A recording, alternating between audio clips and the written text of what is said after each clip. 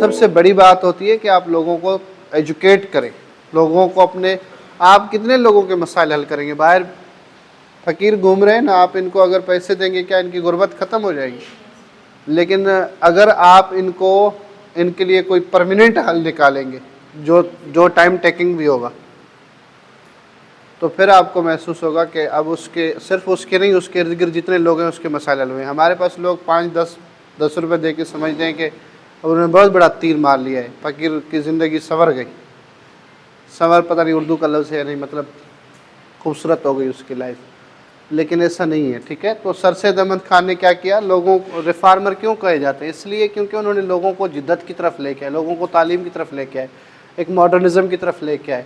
सिर्फ यहाँ तक नहीं, रिलीजियस में उन्होंने मॉडर्निज़म दी, साइंटिफिक अप्रोच से दी, ख्यालात में तब्दीली की। मौलाना अबुल कलाम आज़ाद जैसे बंदे ने लिखा कि अगर मैं सर सैयद अहमद खान के मैगज़ीन्स, कौन सा मैगज़ीन छपाते थे? रिसाला तहज़ीबुल इखलाक,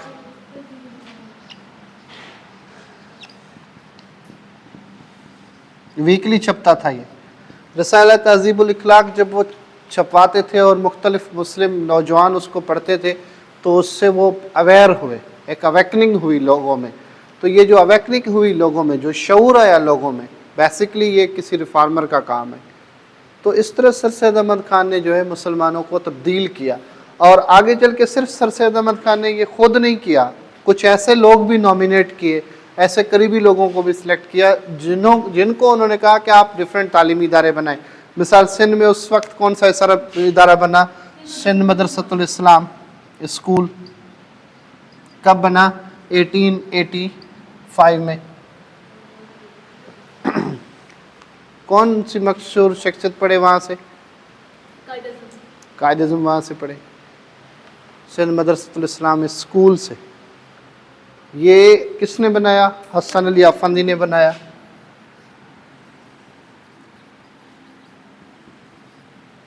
ये आई थिंक जरदारी के ग्रैंडफादर हैं, ग्रैंडफादर हैं, यानी दादा के दादा या दादा के फादर।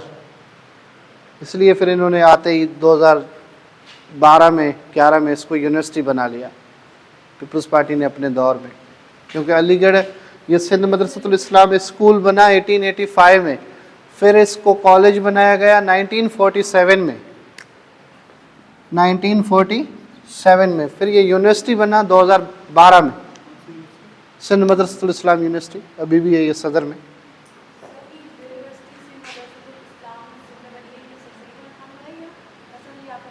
जी,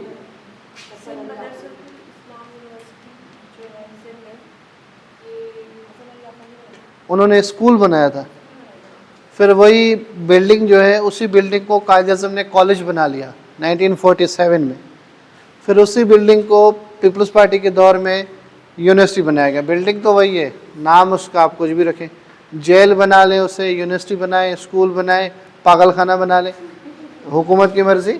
ये डिफरेंट आप देख रहे हैं गवर्नमेंट की प्लेसेस, आप इनकी जब हिस्ट्री पढ़ेंगे, माजी में कभी कुछ और बिल्डिंग थी, अभी कोई और कुछ और है वो, माजी में हॉस्पिटल थी, अभी उसको कोई और उन्होंने वो दे दिया है।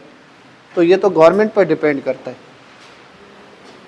इसी तरह पेशावर में उन्होंने एक स्कूल खुलवाया, एक कॉलेज खुलवाया, इस्लामिया कॉलेज।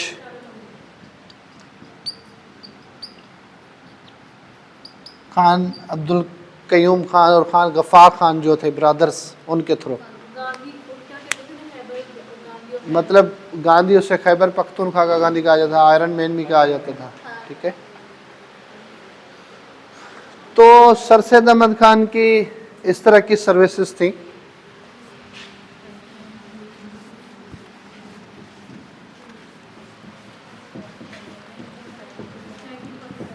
सर सैयद अहमद खान कब पैदा हुए? पैदाइश कब है उनकी?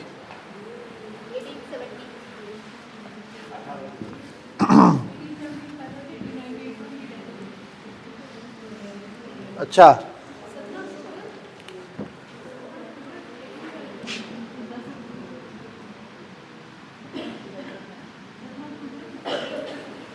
कौन सा टाइटल मिला उन्हें? अंग्रेज़ों ने जब ये सर का टाइटल कब दिया? 1888 में। 1888 में उन्हें सर का टाइटल मिला। ठीक है, सर सैयद अहमद खान को अगर हम उसका ओवरऑल उसको हम समझने की कोशिश करें तो वही बात है कि उसके दो पर्सपेक्टिव हैं।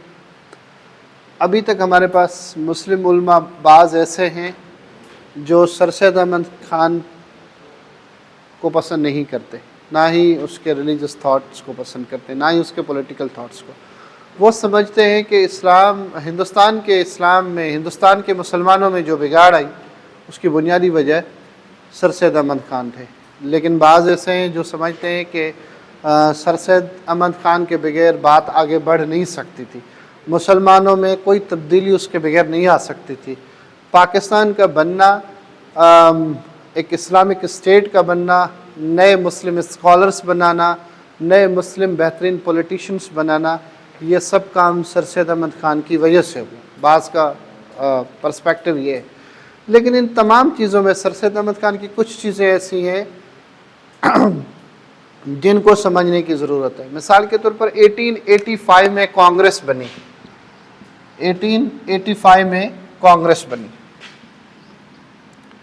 क्या नाम था इसका मुकम्मल? इंडियन नेशनल कांग्रेस 1885 में बनी। और क्या हुआ 1885 में? दूसरा अभी मैंने आपको बताया क्या, कांग्रेस 1885 में बनी। कांग्रेस को किसने बनाया? Who was the founder of Congress? Allan Octavian Hume. Who was the first president of Congress? Banerjee. ठीक है, जब कांग्रेस बनी तो सर सैयद अहमद खान ने कहा कि मुसलमान जो है वो कांग्रेस को ज्वाइन ना करें, जिसको अभी मैंने कहा कि कुछ चीज़ें समझने की ज़रूरत है क्योंकि हर बात के दोनों पहलुओं को देखना चाहिए। सर सैयद अहमद खान ने इसकी एक मुखालफत की। दूसरी मुखालफत ये भी की कि मुसलमान जो है इस वक्त पॉलिटिक्स को ज्वाइन ना करें, सियासत में ना जाए। इसलिए जब सर सैयद अहमद खान की डेथ हुई 1898 में, मुस्लिम लीग उसके बाद बनी। कब? 1906 में मुस्लिम लीग बनी, क्योंकि मुकम्मल तौर पर मुसलमान फिर पॉलिटिक्स में आ गए। और वही बात के जो अलीगढ़ मूवमेंट में सरगर्म थे उन्होंने ही आके 1906 में मुस्लिम लीग बनाई। मुस्लिम लीग जब बनी 1906 में, कौन सा ख़ास उस वक्त इवेंट हुआ जिसके रिएक्शन में बनी?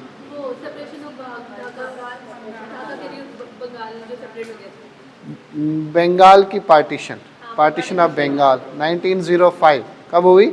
16 अक्टूबर 1905। बंगाल दो हिस्सों में तकसीम हुआ था, east Bengal and west Bengal. Who was the viceroy at that time? Lord Curzon. वैसे लॉर्ड कर्जन कब से लेकर कब तक वाइसरॉय रहे? 1998 से? 1998 तो नहीं है, ये 1998 होगा। हाँ, 1898 से लेकर 1905 तक। इस फैसले के बाद, इस तकसीम के बाद जो है वो वाइसरायशिप से भी चले गए। लॉर्ड मिंटू, मुस्लिम लीग लॉर्ड मिंटू के दौर में बनी 1906 में। What were the objectives of Muslim league? क्यों बनाई गई? क्या इसलिए कि वो नया मुल्क बनाएगी? मुसलमानों की जब उस वक्त मुस्लिम लीडर्स इंग्लिश गवर्नमेंट से बात करने गए तो उन्होंने ही कहा कि आप इस तरह से नहीं, एक पॉलिटिकल पार्टी के प्लेटफॉर्म की तरफ से आएंगे तो आपकी बात ज़्यादा समझी आएगी। आप भी कुछ कह रहे हैं? एक मेरी बात आप सब सुने, थोड़ी सी एक ज़हमत भी किया करें। घर में ये जो टॉपिक्स हैं ना, इनको अभी दिन कम है और मुख्तसर जल्दी जल्दी में पढ़ा करें। कहीं से भी, नेट से भी अगर आप एक लाइन लिखेंगे ना, what are the objectives of Muslim League, तो ये सब कहानियाँ नहीं आएंगी जो आप मुझे बता रहे हैं। सीधा जवाब आएगा 3 ऑब्जेक्टिव्स हैं उसके। कौन कौन से 3 ऑब्जेक्टिव्स हैं? Number 1, loyalty with British government, यानी इसका पहला काम क्या है? अंग्रेज़ों के साथ वफादार रहेगी। Number 2, fight for the rights of the Muslims, मुसलमानों के हुकूक के लिए लड़ेगी। Fight for the rights of other minorities, जो हिंदुस्तान में दूसरी माइनॉरिटीज़ हैं, क्रिश्चियन हैं, पर्शियन हैं, उनके हुकूक के लिए भी मुस्लिम लीग फाइट करेगी। 3 ऑब्जेक्टिव्स, कुछ भी और बात नहीं है, सिर्फ 3 लाइनें, लेकिन ये तब सही से समझ आती है जब उसको आप पढ़ लेंगे। मुस्लिम लीग के ऑब्जेक्टिव्स में तब्दीली आई 1913 में, 1913 में। 1913 में क्यों आई? जब कायदे आज़म ने ज्वाइन किया। वो ये है कि मुस्लिम लीग रूल करना चाहती है हिंदुस्तान में, मतलब सेल्फ गवर्नमेंट चाहती है विद इन इंडिया, इंडिया के अंदर ही वो सेल्फ गवर्नमेंट लेना चाहती है, ऐसा नहीं कि वो उसको तकसीम करना चाहती है। तो अब आपको ये ऑब्जेक्टिव्स में समझ जाना चाहिए कि इन ऑब्जेक्टिव्स में से कोई ऐसा एक भी ऑब्जेक्टिव नहीं था टिल 1947 जिसमें वो कहें कि हम हिंदुस्तान से पाकिस्तान बनाना चाहते हैं या नया मुल्क बनाना चाहते हैं या अलग स्टेट बनाना चाहते हैं। बाद में लाहौर रेजोल्यूशन या दिल्ली कन्वेंशन जो 1946 में हुआ वो अलग बातें। क्लियर? मुस्लिम लीग, अगर मैं आपसे एक सवाल पूछूं, अभी टाइम कितना हुआ है? अगर मैं आपसे एक सवाल पूछूं, अब मैं आपको एक सवाल दे रहा हूं, मैं पूछ नहीं रहा हूं, मैं आपको एक सवाल दे रहा हूं, उस पर आप अगले क्लास में आंसर लिख के ले आइएगा और मैं आपको बताऊंगा कि आप उसको, या हम चेक करेंगे, फिर आपको सजेस्ट करेंगे कि आप कहाँ स्टैंड कर रहे हैं।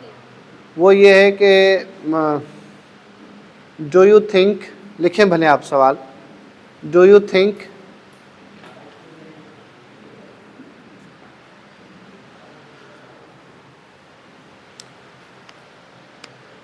पार्टीशन ऑफ बंगाल, आप इसमें लफ्ज़ों की भले तब्दीली कर लीजिएगा, मैं एक टॉपिक दे रहा हूँ।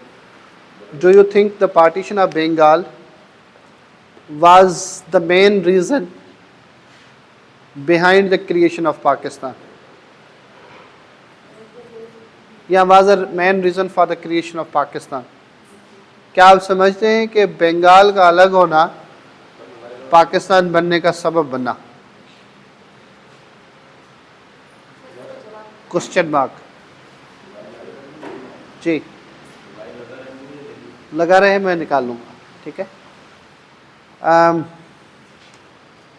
ये सवाल है, इसका आप मुझे अगली क्लास में जवाब रिटन में दे दीजिएगा कि आप इसमें क्या समझते हैं कि ऐसा है या नहीं है। बातें दोनों हैं, मैंने पहले भी बताया कि अगर है तो आप उसमें आर्ग्यूज़ देंगे, मैं लिखवा नहीं रहा हूँ, आपको बता रहा हूँ, उसमें आप आर्ग्यूज़ देंगे कि ऐसा क्यों है, आप ऐसा क्यों समझ रहे। अगर आप समझ रहे नहीं ऐसी बात नहीं है, कैबिनेट मिशन प्लान की तरफ आप जा रहे हैं, फॉर सपोज मैं कह रहा हूँ, तो फिर आप उसमें वो आर्ग्यूज़ देंगे। क्लियर? कोई आपका सवाल आप पूछना चाहते हो?